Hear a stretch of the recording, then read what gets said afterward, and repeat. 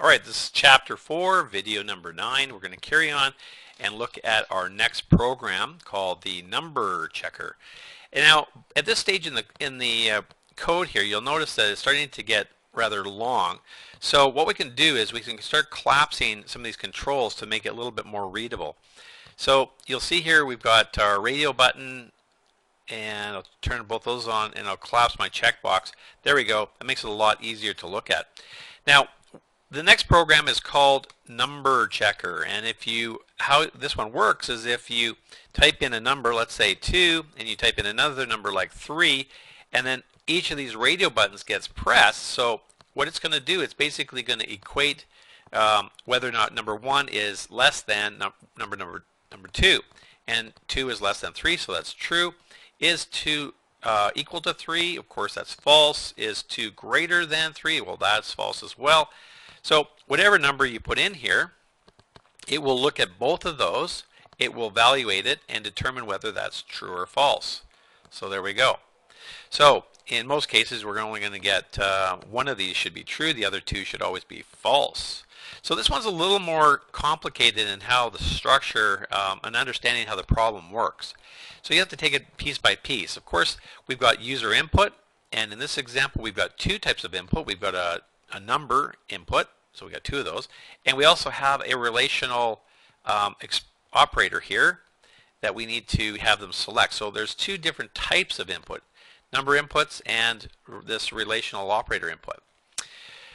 Alright, so we've got quite a bit more stuff going on here. So you ask yourself, when I type in a number here, nothing really happens. I type in a number here, so there's no events on these. The event really happens when I change the radio button to another one. I want to basically take this and I want to compare it to this only if I click that one. If I click this one, well, that's a different comparison operator, and so on. So all I'm trying to explain here is that we're going to look at this in a very I'm trying to understand it at that level. Now, if you don't type in a number, of course, that makes no sense, so the computer can throw back an error, so another exception handling. So we'll look at the try-catch block in this program as well. So it's an entry error, not a number, and this one's got a little different icon on it here. Oh, not a number. Let's see. There we go. All right, so we kind of understand what the problem is and what we want it to do. So in that case, let's go in and we have to set up our event handler. How are we actually going to enter the code in here? And we do that by simply clicking on one of these buttons. I'm going to start at the top, so I'm going to double click on the greater than button, and it says, well, when the greater than button checkbox is changed, we want to run code. So that's a good place to start. Now,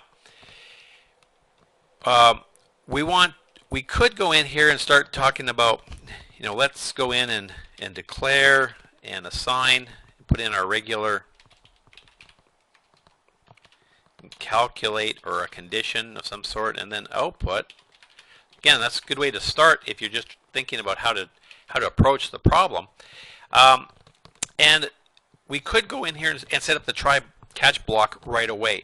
So I think in this example, that's how I'm going to start this. So I'm going to start off by typing in, let's try our best. So I'm going to go try, push the enter key, and I'm going to put in, let's try all of this. And if we find an error, if we catch an error, let's put in a catch block. So right away we're already thinking about exception handling when a user is entering in the data here.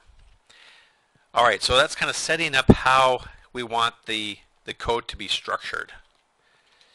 Okay, so what I'll do is in the next video here is go through and look at how to declare, assign, calculate, etc.